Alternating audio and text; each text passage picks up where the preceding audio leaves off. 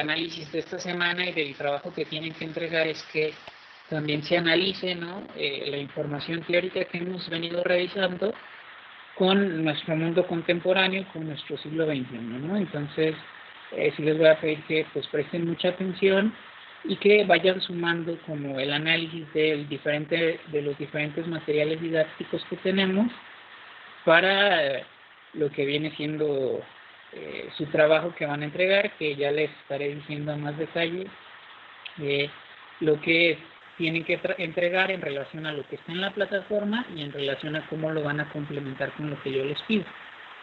¿Vale? Entonces, vamos viendo, ya se está grabando.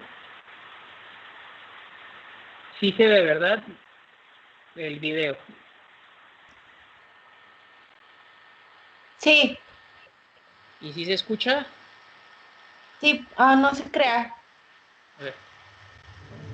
Desde hace mucho, los desearon. ¿Sí se escucha bien, chicos, o le subo el volumen al video? Sí, no, sí se escucha muy bien. Sí, sí se escucha. Ok, entonces vamos a comenzar. Presten mucha atención, ¿no? Porque nosotros estamos viendo una teoría que mira la belleza humana, ¿no? O trata de dejar de etiquetar a las personas en meras patologías o meros conflictos neuróticos, etcétera, ¿no?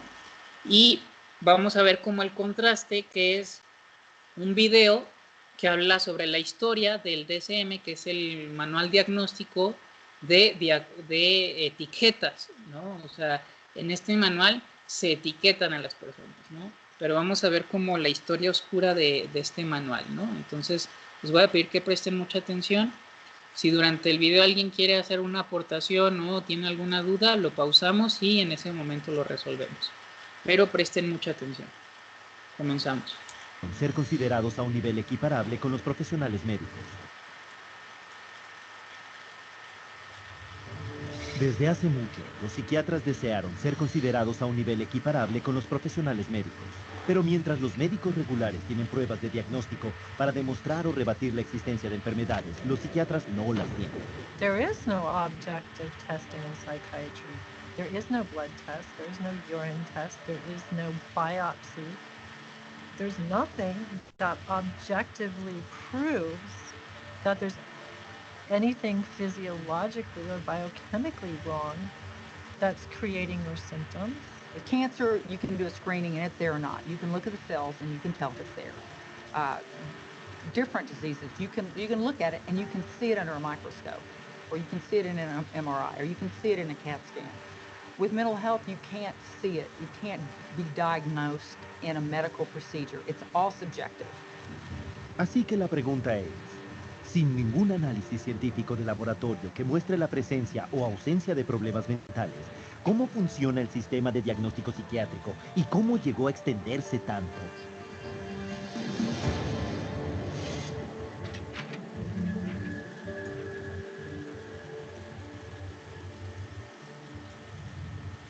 La búsqueda de la psiquiatría por una base científica ha estado en marcha durante más de un siglo. A finales del siglo XIX, el psiquiatra alemán Emil Kraepelin fue el primero en intentar clasificar los problemas mentales como estados médicos de enfermedad.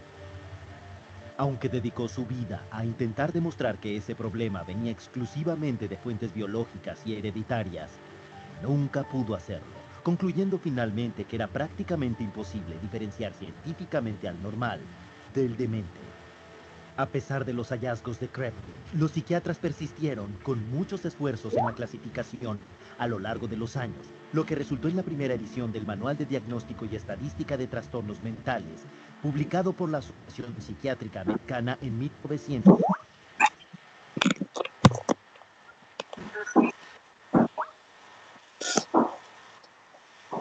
Buenas tardes, chicos. ¿Han dejado de ver ¿Se dejó de ver la presentación? Sí, ya no veo, bueno, no vi nada, ya me metí, me salió otra vez sin nada, profe. Pero al inicio sí se veía el video y se escuchaba. Sí, pero ya después no. Después dejó de verse. A ver. Vamos a ver.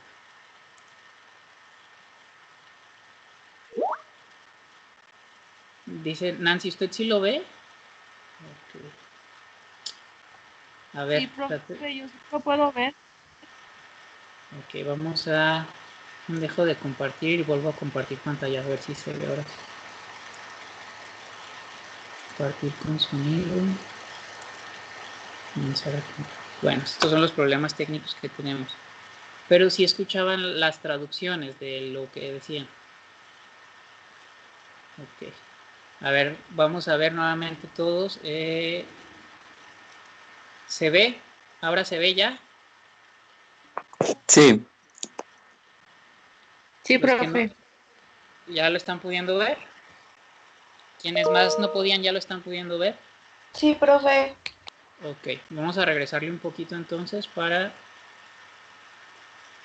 comenzar de nuevo.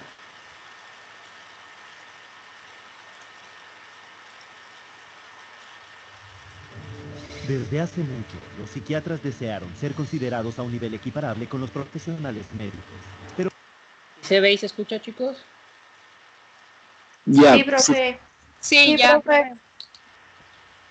mientras los médicos regulares tienen pruebas de diagnóstico para demostrar o rebatir la existencia de enfermedades, los psiquiatras no las tienen. There is no objective testing in psychiatry. There is no blood test. There is no urine test. There is no biopsy. There's nothing that objectively proves that there's anything physiologically or biochemically wrong that's creating your symptoms. With cancer, you can do a screening and it's there or not. You can look at the cells and you can tell if it's there. Different diseases, you can look at it and you can see it under a microscope, or you can see it in an MRI, or you can see it in a CAT scan. With mental health, you can't see it. It can't be diagnosed in a medical procedure. It's all subjective. Así que la pregunta es, sin ningún análisis científico de laboratorio que muestre la presencia o ausencia de problemas mentales, ¿cómo funciona el sistema de diagnóstico psiquiátrico y cómo llegó a extenderse tanto?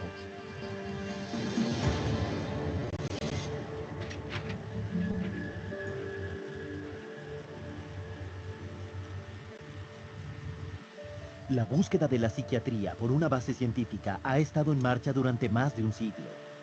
A finales del siglo XIX, el psiquiatra alemán Emil Kraepelin fue el primero en intentar clasificar los problemas mentales como estados médicos de enfermedad.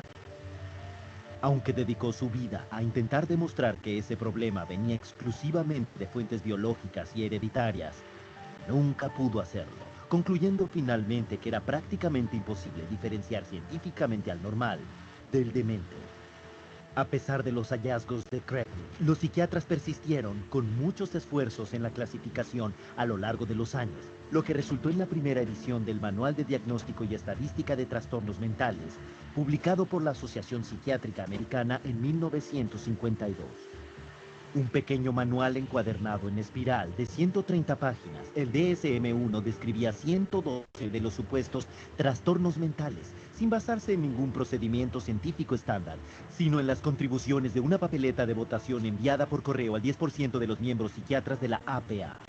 Con la publicación de su segunda edición en 1968, el DSM había ahora crecido a 145 trastornos, sin basarse todavía en ninguna ciencia, aunque lleno de teorías sobre los orígenes de sus enfermedades. Pero con la ola de popularidad de las drogas psiquiátricas como Miltown y Valium entre el público en general, la comunidad psiquiátrica se dio cuenta que había que encontrar una explicación biológica para justificar su prescripción. Y la encontraron en un artículo escrito por el psiquiatra Dr. Joseph Chilcrout. Aunque él no tenía forma de descubrir en qué consistía la química normal del cerebro, Chilcrout teorizó que los problemas mentales podrían estar causados por un desequilibrio bioquímico de los neurotransmisores del cerebro. It's a great line, the chemical imbalance. There's no evidence for it. There is no way you can measure or document that such a thing occurs in the first place. There are no lab tests to see what your neurotransmitter levels are or how much you need and how off your balance is. Chemical imbalance sounds good, sounds scientific, but as we know, there isn't any way to measure what the balance is. There is no identifiable chemical imbalance in the human brain other than the chemical imbalance that comes from putting a medication in that brain. And so we've been sold that there's a chemical imbalance, but there's no science to back that up. Aunque Schildkraut nunca pudo demostrar su teoría del desequilibrio químico, era demasiado tarde. La comunidad psiquiátrica ya había adoptado la teoría como una explicación médica que sonaba plausible para los trastornos mentales enumerados en el DSM. Pero sin análisis que confirmaran el desequilibrio químico, los psiquiatras todavía estaban plagados de graves incoherencias en el diagnóstico. No solo eso, sino que los psiquiatras no podían diferenciar al cuerdo del demente. Este punto lo dejó totalmente claro en 1972 el famoso experimento de Rosenhan. Chicos y chicas, ¿se acuerdan de ese experimento? De que lo vimos ya en otro cortometraje. En el cortometraje de Psicópolis. ¿Quién recuerda este experimento de Rosenhan?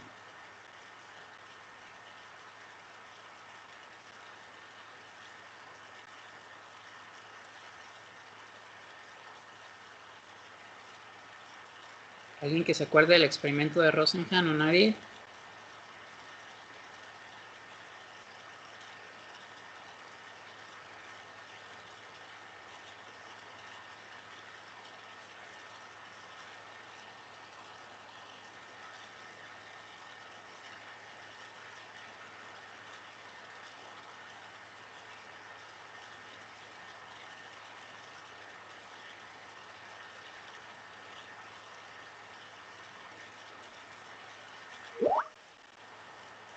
No, Pola.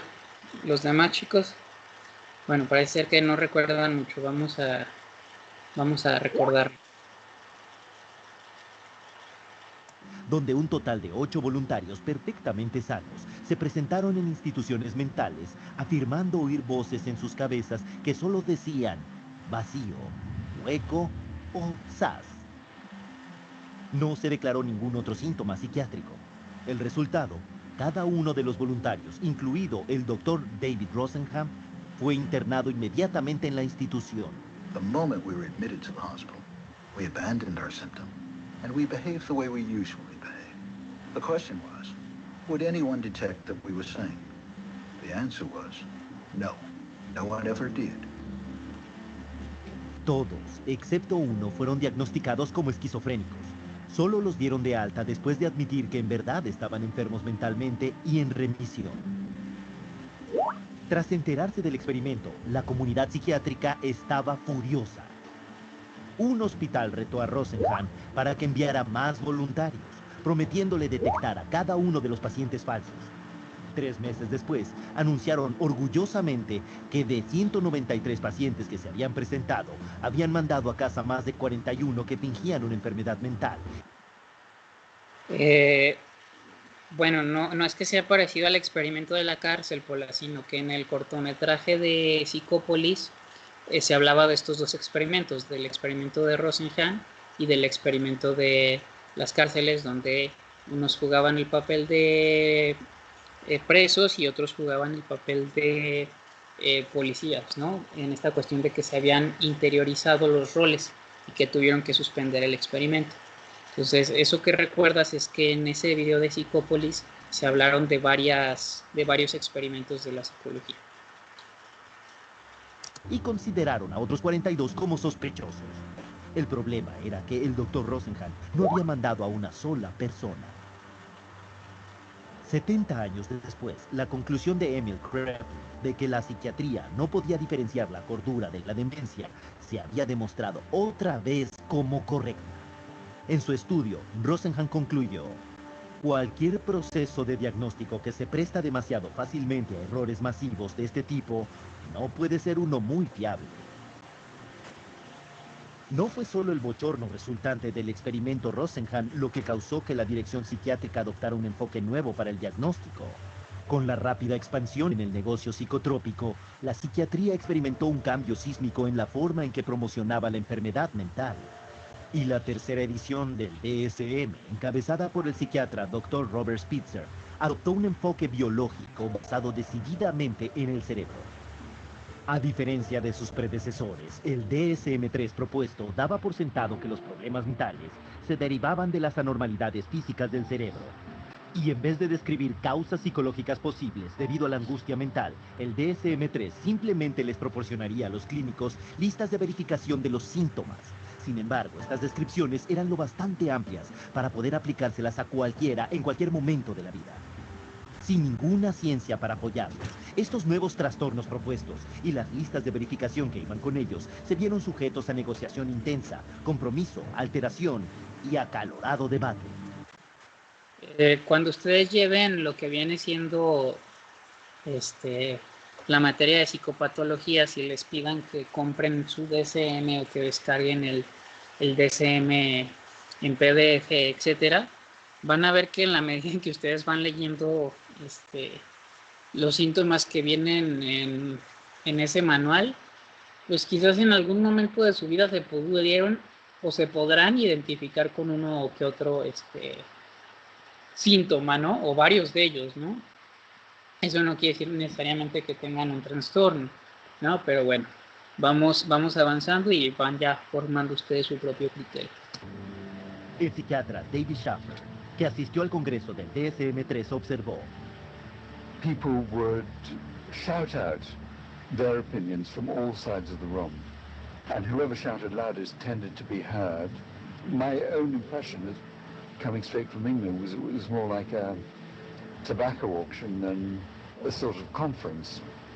Many committees are established to determine what should and shouldn't go into the DSM current revision. And a lot of the committee activity is based upon, could be personal bias, political pressure, the trend that may be in vogue then, and other things that are non-medical. Well, in the DSM, I mean, they vote in diseases. I mean, they get together, the panel of psychiatrists look and decide, is this a disease or is this not a disease? How many of you agree this should be a disease? They have a show of hands. They said 20 people in the room, 12 vote for it, 8 vote against it. Bingo. They have a disease. Tell me that that's science. Un psicólogo informó que durante los debates del criterio propuesto para el trastorno masoquista de la personalidad, la mujer de Spitzer protestó acerca de uno de los síntomas de los trastornos, a lo cual Spitzer respondió: bueno, quítalo. Hay más. No solo se votan los trastornos para incluirlos en el DSM, sino que a veces se vota para excluirlos. Por ejemplo, la homosexualidad, incluida en los DSMs 1 y 2 como enfermedad mental. Así es como el editor en jefe del DSM-3, Robert Spitzer, lo explicó. I came up with a definition in 1973 that made it possible to argue that homosexuality was not a mental disorder. On a vote, essentially, at a conference of the American Psychiatric Association, it was removed.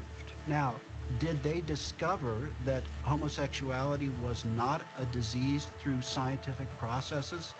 No. It was included for political reasons, and it was removed for political reasons. And the end result is a vote. It's a supposed democracy. So to call it science is a complete fabrication.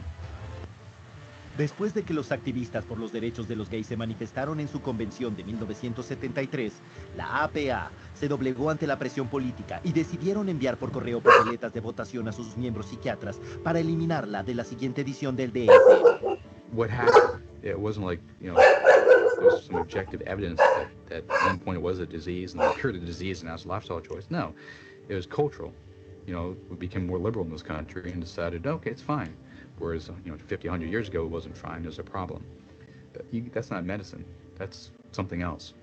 Y los psiquiatras que escribieron el DSM-3 lo sabían, como Robert Spitzer admitiría a la BBC muchos años más tarde. What happened is that we made estimates of prevalence of mental disorders totally descriptively, without considering that many of these conditions might be normal reactions, which are not really disorders.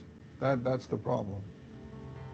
Pero en vez de aprender de sus errores, la Asociación Psiquiátrica Americana publicó el DSM-4 en 1994. Y era todavía más grande, con 374 diagnósticos diferentes en sus 886 páginas. La nueva edición superó el triple del número de enfermedades enumeradas en el DSM-1. chicos y chicas, el DSM-4 fue el DSM con el cual yo me formé en psicopatologías. O sea, cuando yo estaba estudiando la carrera, que fue de lo que viene siendo de 2011 a 2014, era el DSM que estaba vigente y faltaba poco para que saliera el DSM-5. Durante la carrera salió el DSM-5, pero durante mucho tiempo se siguió usando como vigente lo que fue el DSM-4. Y en la actualidad el DSM-5 ha tenido muchísimas más críticas, y el CIE-10, que es este organismo también de evaluación diagnóstica diferencial, que es otro libro de medicina, pues va a sacar un nuevo CIE-10, ¿no? Que pues según esto va a venir con muchas mejoras en relación a lo que es este otro libro que es elaborado por los psiquiatras de la APA, ¿no? De la Asociación Americana de Psiquiatría. Entonces, bueno, seguimos avanzando. Esta rápida expansión en el número de diagnósticos psiquiátricos puede que no ayude al paciente, pero beneficia a muchos otros. Una vez que un diagnóstico ha sido creado, entra en los planes de estudio profesionales, surgen especialistas para tratarlo, se organizan conferencias, investigación y publicaciones que lo tratan. Los psiquiatras formulan los síntomas de sus pacientes que corresponden a este y se recetan drogas para ello. El DSM, en resumen, no era ya solo un manual, sino una industria con todas las de la ley. The DSM, although it is our Bible, it becomes the Bible and it becomes tantamount to, the tablet coming down from Mount Sinai, not just for psychiatry and psychology, but for insurance companies, for the legal profession. It comes into play as far as sentencing. It comes into play as far as custody decisions. So non-scientific information is used to make some radical, life-altering or life-ending decisions. El peligro de todas estas enfermedades psiquiátricas es que cualquiera que vaya por el mundo hoy en día podría calificársele como que tiene una enfermedad mental. Usando el DSM, los psiquiatras de la Universidad de Harvard han declarado que la mitad de la población de la Tierra estará mentalmente enferma en el curso de sus vidas. Un prominente psiquiatra de Harvard, Dr. John Ratey, va un paso más allá sosteniendo: nadie es verdaderamente normal.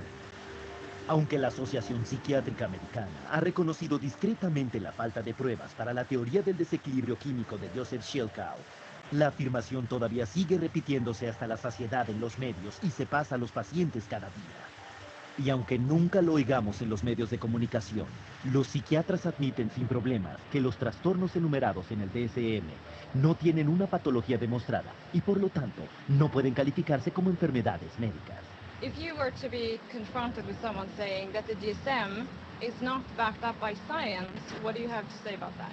I would say that they're entirely right. No, the DSM is not science. I think there are non-scientific elements, political aspects of it that influence it. Yeah, absolutely. DSM-4, this is still far away from science. The DSM system is far from perfect, but it's the best we have. DSM stands for diagnosis as a source of money. It brings in a lot of money. No obstante, la siguiente edición, el DSM-5, se encuentra en la etapa de planificación y espera publicarse en el 2012. Y esta vez, la negociación para las siguientes enfermedades psiquiátricas se está llevando a cabo en secreto. Pero sí conocemos algunos de los nuevos trastornos bajo consideración. Uno es el trastorno de adicción a la Internet, que se presentó originalmente como una broma en un artículo del New Yorker de 1997. Sin embargo, se afirma ahora que 25 millones de personas pueden calificarse como surfistas compulsivos de la red. Otros trastornos contemplados en el DSM-5 incluyen la compulsión a ir de compras, atracarse de comida, síndrome de apatía, síndrome de alienación parental, trastorno relacional, trastorno explosivo intermitente, furia al volante. Todas ellas categorías de enfermedad potencial con drogas psicotrópicas que esperan asignarse a ellas. De acuerdo con la APA, 19 de 27 psiquiatras del panel superior que deciden sobre qué enfermedades incluir en la siguiente edición del DSM tienen lazos financieros con compañías farmacéuticas. La situación se puso tan mal que el arquitecto del DSM-3, Robert Spitzer, y el editor del DSM-4, Alan Francis, revelaron a la prensa el siguiente aviso. La APA bien podría ser acusada de conflicto de interés en la creación del DSM-5 para crear nuevos pacientes para los psiquiatras y nuevos clientes para las compañías farmacéuticas. Pero la comunidad psiquiátrica había decidido no abordar ese tema, y por una buena razón. Hoy en día, las drogas psiquiátricas le permiten a las compañías farmacéuticas embolsarse más de 80,000 millones de dólares al año. Y con cada nueva edición del DSM, los diagnósticos no solo se han expandido en número, sino que arrojan una red más amplia para abarcar segmentos de la población como la tercera edad, los militares, las mujeres en estado y hasta los niños. In my training, when I first started this, they told us that they would not give a bipolar diagnosis for a child under 18. These days, I see children diagnosed with bipolar disorder at 5 and 6 years old. A 2-year-old can be throwing a temper tantrum and then stop and be fine. Anybody that's a parent has seen that happen. That doesn't mean they're mentally ill. It means they're 2-year-olds. How can you even diagnose a 2-year-old as a bipolar disorder? I mean, how can you diagnose anybody as a bipolar disorder if you want to look at it that way? Because there is no such thing as bipolar disorder, not from a medical standpoint. It's not like you can find a cell in a person that shows that they have bipolar disorder. It's not like they have a fever or run a temperature, like if they have a physical illness. This is a behavioral definition only. In other words, a human being sat there and made a subjective decision that this person has this so-called condition. Hoy en día, casi 1 millón de niños han sido diagnosticados como bipolares, haciéndolo más extendido que el autismo y la diabetes combinadas. En el 2007, 500,000 de niños y adolescentes tomaron por lo menos una receta de un antipsicótico, incluyendo 20,000 que tenían menos de 6 años de edad. Las drogas antipsicóticas, poderosos compuestos químicos diseñados solo para los pacientes más gravemente afectados mentalmente, son ahora una industria de 22,800 millones de dólares. If you spent days reading the newest DSM, you would be able to diagnose every human being that you ever saw. And with the diagnosis comes treatment. The DSM most definitely helps in the prescribing of drugs. It legitimizes the process of pulling out the prescription pad. Because here is this disease entity. The disease entity is addressed with this medication. And the DSM is in the service of making things reductionist into very simple, simplistic ways of looking at things. That makes it easier for the pharmaceutical company to create a medication for. The only thing that we've left out of that equation is the person. Y la persona promedio es completamente inconsciente de que los diagnósticos psiquiátricos no son médicos, sino meramente basados en comportamientos votados. Lo que nos lleva a la siguiente pregunta. ¿Cómo los psiquiatras toman estos trastornos inventados y hacen que la gente se crea que los tiene?